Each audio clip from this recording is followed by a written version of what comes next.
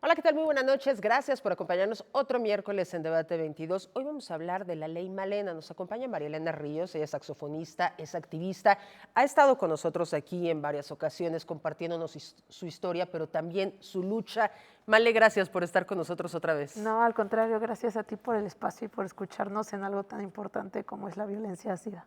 La violencia ácida, para aquellos que no están familiarizados con el tema o que no han visto los otros programas donde has estado con nosotros, ¿de qué va la violencia ácida y cuál es tu historia? Bueno, la violencia ácida surge y se reconoce en la ley de las mujeres a una vida libre de violencia a partir del 8 de marzo y reconoce todas las sustancias químicas, corrosivas, tóxicas, inflamables, irritantes, todos los ácidos que permitan quemar el cuerpo de una mujer como lo hicieron conmigo el 9 de septiembre del 2019. A mí me intentaron matar con ácido sulfúrico 98% puro, un exdiputado ya conocido, Juan Antonio Vera Carrizal, quien todavía tengo un proceso penal abierto. El próximo 11 de junio será mi audiencia de debate. Y pues bueno, no era la única mujer en México a la que le había pasado esto, somos muchas. Y no solo en México, a nivel mundial, o sea, es una Por de las supuesto. venganzas más atroces que puede haber, ¿no? O sea, esto de quemar a la mujer con ácido, intentando matarla, porque es un intento de feminicidio, pero aparte dejando unas secuelas brutales. Así es, y que no era reconocido. Fíjate que no se reconocían este tipo de agresiones.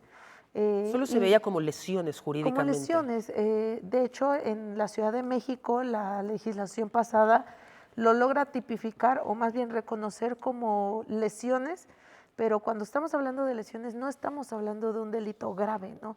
Una lesión puede ser un moretón, cuando te pellizcan, cuando te arañan, pero no es un delito grave. Entonces existía esta necesidad de que se pudiera tipificar también en el Código Penal, no solamente reconocer, porque bueno, ya sabemos que es violencia ácida, ¿no? Y qué conlleva la violencia ácida, pero de qué va a servir si no va a ser funcional en un Código Penal para que cuando exista un caso hacia otra compañera, pues pueda tener un proceso más ágil. Y aquí es donde el 8 de febrero, al lado de la diputada Marcela Fuente, junto con más compañeras sobrevivientes de estos hechos, pues vimos nacer, ¿no?, la Ley Malena, la cual por fin tipifica este tipo de ataques como tentativa de feminicidio, que aquí en la Ciudad de México se puede castigar ya hasta 46 años de prisión. Y lo ¿Antes cuánto se castigaba? se ¿Cuándo eran castigaba lesiones? de 8 a 12 años, pero ahí te va. Cuando estamos hablando de un delito menor, suponiendo que la fiscalía hace su trabajo, suponiendo que lo capturan, lo vinculan a proceso, se lleva todo el proceso penal, llega a una sentencia, estamos hablando de una máxima de 12. Siempre te van a regatear los agresores la sentencia. Ponle que iba a quedar en 8, que es la mínima. Pero como no es un delito grave, lo que muchas veces no sabemos es que los agresores, al pagar esa mínima reparación del daño que iba de entre los 5 a los 8,000 pesos, pues ya empiezan a tener también beneficios. No sabemos que esos 8 años se cuenta el día y la noche. Entonces, 8 entre 2 son 4. ¿Cómo que se cuenta el día y la noche? Así ¿Qué me es, estás porque es diciendo? uno de los beneficios que tienen los agresores ya sentenciados en el reclusorio. Tienen beneficio de que se reduzca la condena, si se portan bien se les reduce un poco, si pagaron la mínima reparación del daño. Estamos hablando de una justicia punitiva de entre 1 y 3 años de prisión. Dime, ¿es justo para una víctima? Claro que no. ¿Y ahorita son casi 46 años? Casi 46 años sin reclasificar el delito, algo a lo que nos hemos que tenido que enfrentar mujeres sobrevivientes, yo inclusive, es que se nos niega el derecho a seguir adelante. Fíjate, te voy a decir por qué. Una de las cosas que ha metido mi agresor a través de diversos amparos a lo largo de estos casi 5 años es que Malena toca, Malena da entrevistas, Malena reacciona, se enoja, mírala. Afortunadamente, Malena está viva. Malena está viva, me lo han dicho los jueces, es que no es tentativa de feminicidio porque estás viva, entonces me necesito estar muerta para que de verdad vean que es un delito grave. Malena va a restaurantes. Con ese tipo de justificaciones quieren reclasificar el delito a lesiones, porque como yo no estoy grave, no, y es Hoy algo no que, estás grave. claro Estuviste que sí. grave. ¿Cuántas cirugías has pasado? Ya llevo 7 cirugías, tratamientos dermatológicos, ya perdí la cuenta, y pues es algo que no sé cuándo va a terminar, ¿no? Porque la piel definitivamente nunca va a regresar a una piel como naciste, pero pues sí buscamos esa manera de tratar de estar lo mejor que podamos, porque es una forma también de reinsertarnos a la sociedad que nos da seguridad, que nos permite llevar a cabo una vida un poquito más confiable, ¿no? Dentro de lo que cabe, porque la vida nunca cambia, definitivamente te cambia en todo el proyecto de vida. Y todo esto se tiene que contemplar dentro de una reforma para que se pueda establecer de manera punitiva una reparación hacia la víctima. Dentro de las medidas de reparación del daño económicas, también tenemos las medidas de satisfacción, y dentro de las medidas de satisfacción es de bien saber para nosotras que nuestros agresores van a estar purgando una condena que, pues bueno, valga un poco, se acerque un poco a lo que nos hicieron a nosotras. Me han dicho, oye Malena, pero es que ese tipo de personas tendrían que estar todo el tiempo en la cárcel hasta que se mueran, ¿no? Me han dicho. Yo lo entiendo, y lo entiendo tan perfecto, porque es inimaginable el daño que nos causan. No solamente a nosotras como víctimas directas, también a nuestros primeros entornos sociales, que es la familia, quienes son víctimas indirectas. En mi caso nos tienen amenazados actualmente de muerte. Entonces, Tampoco es que una persona víctima de ácido pueda reinsertarse a la vida no, no normal, es porque los sencillo. tratamientos, las cirugías, no es que puedes Y a salir eso pasado agrega, mañana y regresar a tu trabajo. y claro, y agrega los contextos sociales, porque somos un país que está lleno de clasismo, en donde existe un fenotipo específico de cómo debe de ser una mujer bonita, ¿no? Y nosotras, al no cumplir esas especificaciones, pues nos siguen discriminando, y es algo con lo que se tiene que acabar. Pero ¿cómo se va a acabar? Pues hablándolo primero, ¿no? Entonces, esta es la llamada Ley Malena. Ya está en varios estados de la República, en Puebla, en Ciudad de México, en Baja California, recientemente en Cancún. Ya se reconoce la violencia ácida, ya nada de que somos violencia física y a ver qué te toca, no. Es violencia ácida, se establecen todas estas sustancias químicas corrosivas, tóxicas, inflamables, irritantes, y en los códigos penales de cada entidad se tipifica el delito como tentativa de feminicidio, que es una de las violencias más extremas hacia una mujer, y que se tienen que pagar, aún en grado de tentativa del feminicidio, con lo máximo que puede establecer el Código Penal. Muy bien por el Poder Legislativo. Ahora, ¿qué pasa con la impartición de justicia? Pues es lo que nos toca todavía estar talacheando y talacheando todo el tiempo, porque podemos decir, bueno, pues es que ya la ley está muy bonita, ¿no? Pero también tenemos que ser conscientes que cuando se imparte la justicia existe una inoperancia, una ineficiencia en el Poder Y un Judicial. nivel de impunidad Claro. impresionante. Por ejemplo, danos tu caso. ¿Cómo va tu caso? Bueno, mi caso todavía sigue sin resolverse, están pendientes todavía un amparo, no sé cuántos quiera solicitar más el agresor, son 5 agresores, 4 estaban en prisión preventiva justificada, uno ya lo mataron. Juan Antonio Vera Hernández, hijo de Juan Antonio Vera Carrizal, sigue prófugo de la justicia. Y pues bueno, la audiencia de debate en donde ya vamos a intervenir directamente yo como víctima directa, los peritos, los testigos, empieza el 11 de junio, todo puede pasar. Siempre he expuesto que estoy ante un agresor con asimetría de poder, que a través de su dinero le permite comprar a quien le dé la gana, ¿no? Abusando de esta vulnerabilidad económica, porque es violencia económica también. Entonces, pues espero que se sentencie de manera adecuada, que el tribunal de Oaxaca pues me dé un tribunal colegiado, porque nada más está un juez, yo no sé si tiene perspectiva de género. Cuando estamos hablando, y eso deben de saber las compañeras, cuando estamos hablando de violencia extrema, el caso es complejo y no lo puede tratar un juez o una jueza, tienen que ser 3, a eso se le denomina un tribunal colegiado, lo cual estoy a la espera, confío totalmente en la Ministerio Público Luz Gabriela Herrera Pacheco, quien me representa de manera pública a través de la Fiscalía, y también a mi abogada particular, Diana Cristal González Obregón, eso sin no mencionar, ¿no? O mencionar más bien a todas las personas que a lo largo de este tiempo pues me han seguido apoyando, porque seguramente tras todas las denuncias, todos los intereses que han tenido que ver con mi agresor, que son intereses políticos, son intereses económicos, y que yo misma he denunciado a lo largo de estos años, seguramente ya estuviera muerta en un país como este, ¿no? Tú has trabajado muy de la mano con otras compañeras que también han sido víctimas de violencia ¿Cómo están los casos de ellas? El tema de la impunidad que hay en este país. O sea, evidentemente es complicado dar una estadística porque ni siquiera tenemos una estadística real de cuántas mujeres han sido atacadas con ácido, pero ¿cómo ves los procesos de ellas? Mira, precisamente dentro de la iniciativa de ley que ahora es una reforma, lo que establecimos es que tendría que haber un registro de víctimas, porque no lo hay. Y mientras no lo haya, no se va a permitir que la legislación se amplíe, ¿no? Para que no se quede solo en 46 años, sino que se quede todo lo que se pueda, ¿no? Pero para eso necesitamos un registro porque no hay casos. Entre nosotras nos sabemos aproximadamente 48 que nos atrevimos a denunciar, pero no se está tomando en cuenta a las mujeres que no sobrevivieron. Exacto, las que efectivamente sí mataron. En el anonimato. Y algo que costó mucho trabajo y que afortunadamente todos los legisladores votaron a favor porque fue una votación unánime, fue que también esta ley tomara en cuenta a las compañeras trans, porque no las toman en cuenta. Pueden decir en el federal, ¿no? Pueden decir la legislación de la diversidad o de la paridad o de la inclusión, lo que quieran, pero se tiene que ver en los hechos. Y no, las reformas que son para las mujeres no están integrando a las mujeres. También se busca proteger a las infancias, siempre y cuando sean, claro, infancias menores de edad y adolescentes, personas de la tercera edad y personas con discapacidad. ¿Por qué? Porque somos grupos vulnerables, ¿no?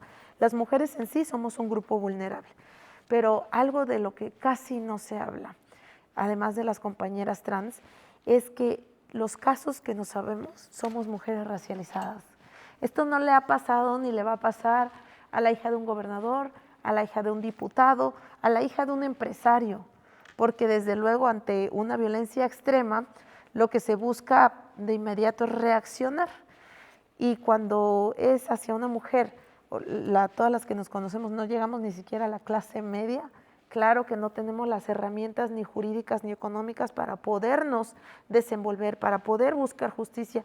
Además que buscar justicia en este país es es imposible, ¿no? Pocas veces tampoco nos ponemos a pensar sobre las mujeres indígenas que están en la sierra, cuánto cuesta trasladarse a una vicefiscalía regional y que llegues a la fiscalía y aunque exista presupuesto, no hay traductores para que puedan dar su declaración, ¿no? Y que no solamente vas a ir el día de la denuncia, necesitas abogado, vas a tener que trasladarte varias veces y es un dinero con el que no se cuenta y que se no tiene que visibilizar. Apoyos. Claro, y existen apoyos, porque si hay un presupuesto para las medidas de protección a las víctimas, pero ¿dónde está quedando? Pues no sé, en bolsillos de quién. Vamos a hacer una pausa, regresamos con María Elena Ríos y la Ley Malena.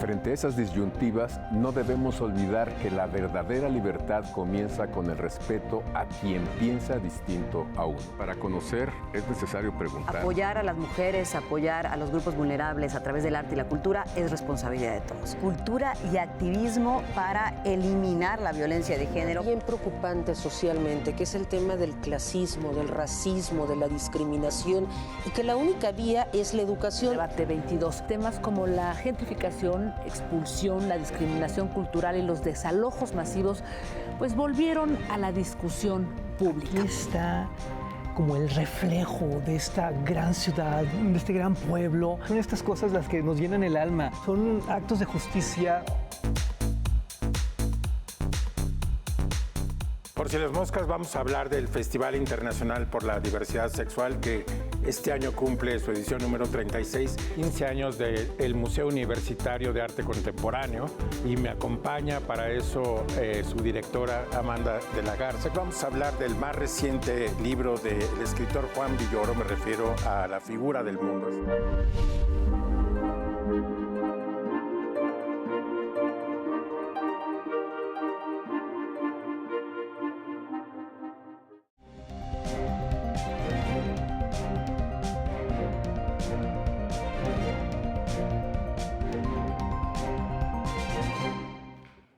Estamos de regreso con María Elena Ríos, saxofonista, activista, promotora de la Ley Malena. Nos estabas contando acerca de tu labor y la de las otras chicas. Claro, bueno, esta reforma yo te podría decir que es una reforma inclusiva, incluyente, que son cosas diferentes, comunitaria, democrática.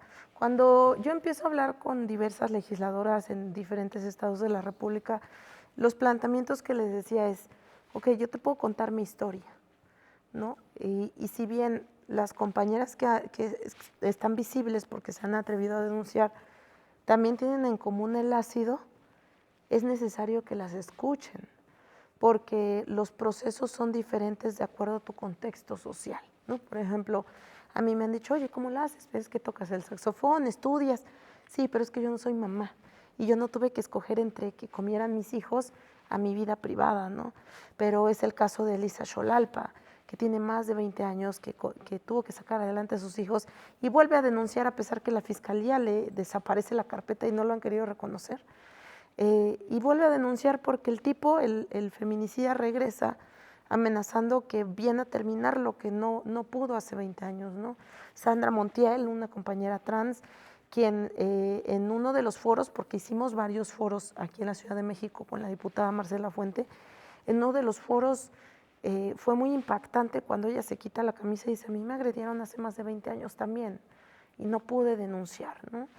Y así las demás compañeras que se encuentran en otros estados de la República, como en Jalapa con Carmen Márquez, en Hidalgo con Leslie, recientemente es importante también que se haga visible el caso de Fernanda en Tlaxcala, que también está en proceso con su agresor, ella es mamá y ella pues todavía no se puede recuperar, no se puede ni levantar, ¿no?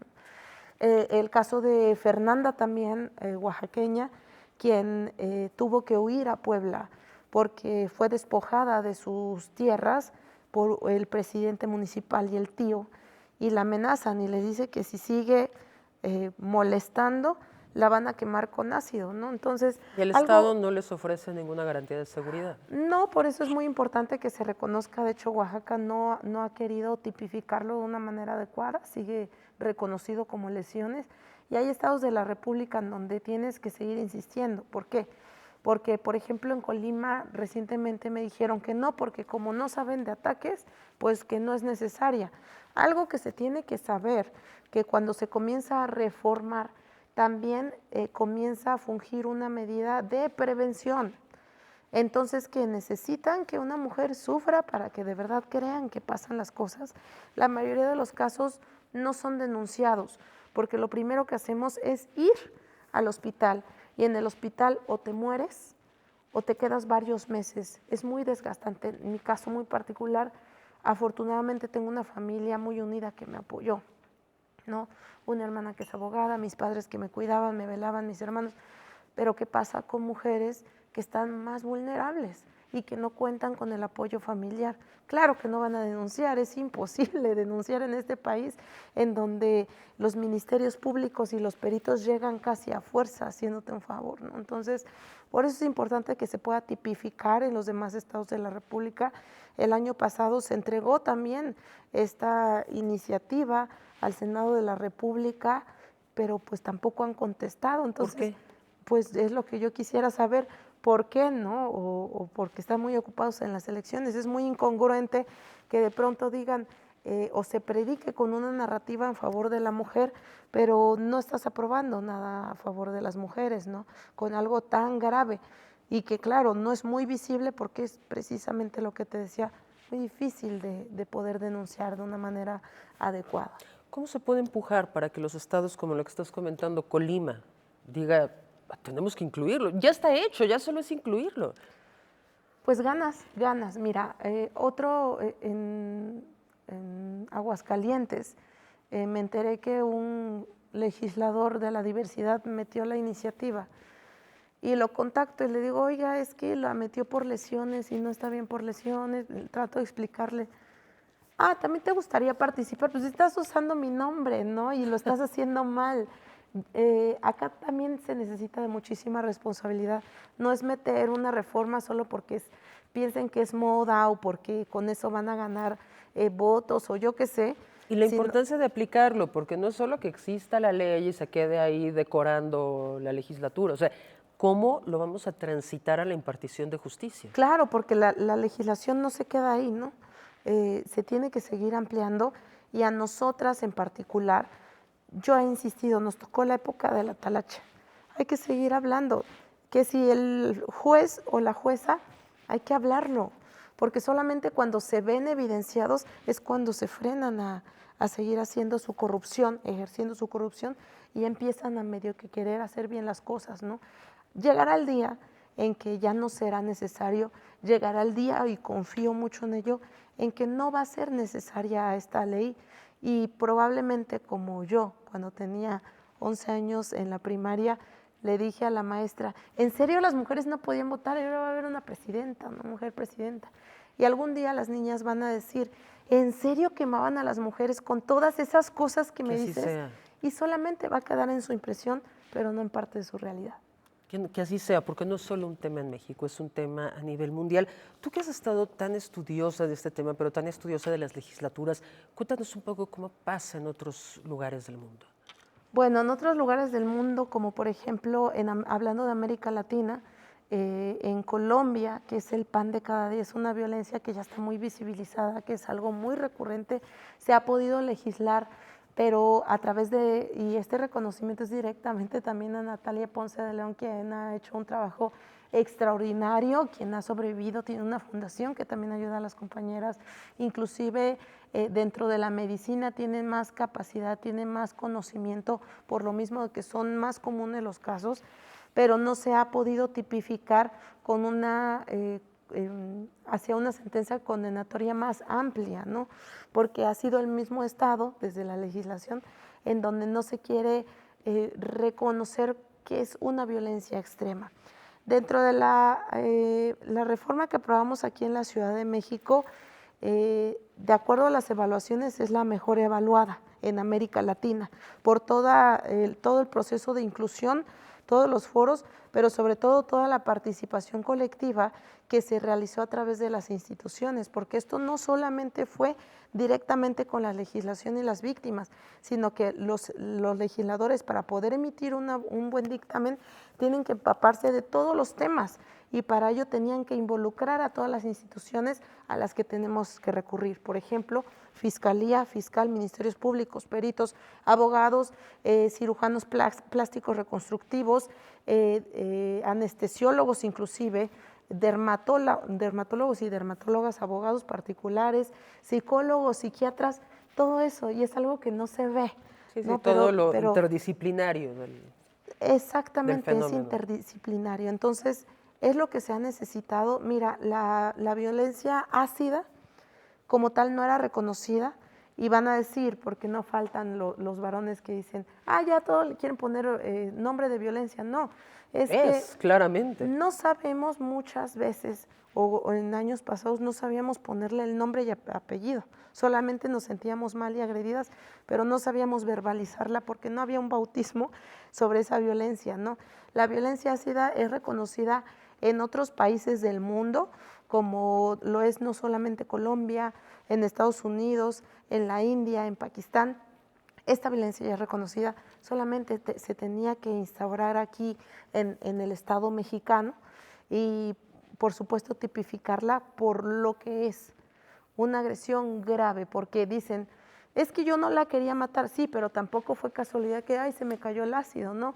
Este tipo de sustancias son peligrosas para la salud, para cualquier ser humano, y por tanto, por el simple hecho de llevar a cabo esta agresión, claro que vulnera la vida de una persona. Y que tiene un nivel de violencia brutal. Claro, el deseo de dejar desfigurado a alguien. Y fíjate que es muy importante hacer estos espacios, gracias por la invitación, Kim, porque muchas veces nos dicen que la perspectiva de género, como en Oaxaca dicen, está reconocida la agresión por ácido solamente como una agresión en razón de género. Los jueces no entienden ni qué es el género. No por nada a Zoé, en Jalisco, le negaron el acceso a la salud, cuando le dijeron, es que yo no entiendo, ¿eres hombre o eres mujer? Y por esa situación le negaron un derecho constitucional, que es el derecho a la salud, ¿no?